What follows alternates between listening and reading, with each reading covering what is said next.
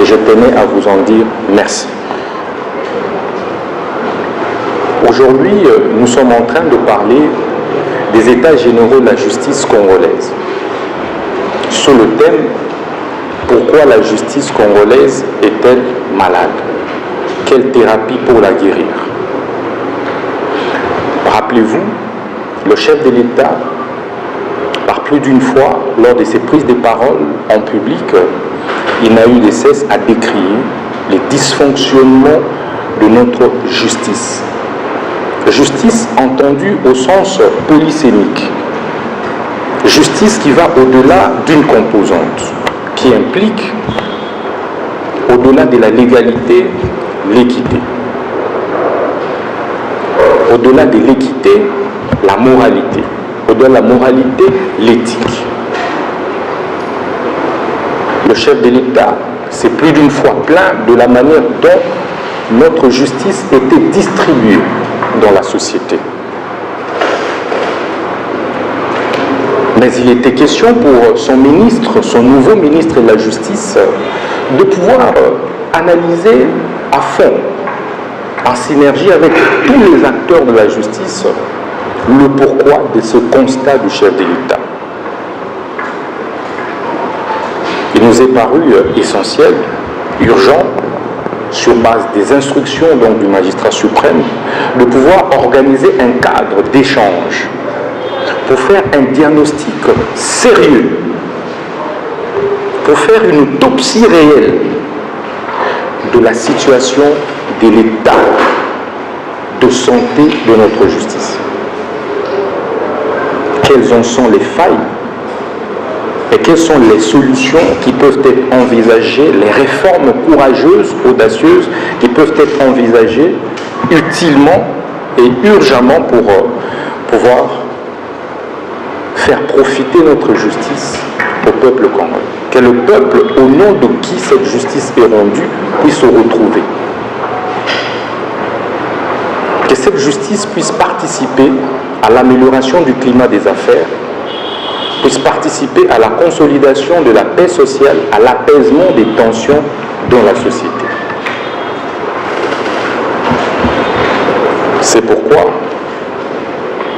nous avons programmé d'organiser les États généraux de la justice du 6 novembre au 13 novembre 2024.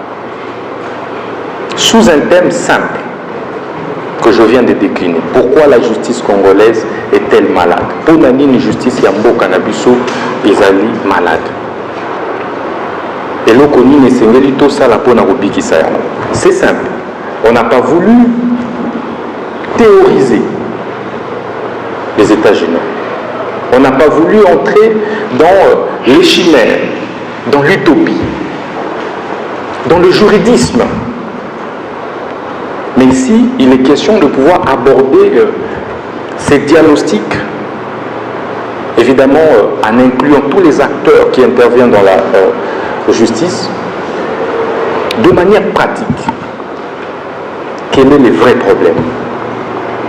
Et donc, ces états généraux vont connaître la participation de plus de 3500 acteurs qui viennent de toutes les provinces du pays et qui proviennent de toutes les composantes de la justice, à savoir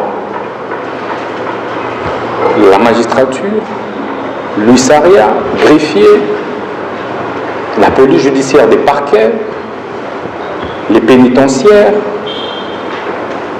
les parlements, l'exécutif, les provinces, les entités décentralisées, les entités déconcentrées, bref, et tous les acteurs de la société civile, les ONG des droits de l'homme, des partenaires au développement.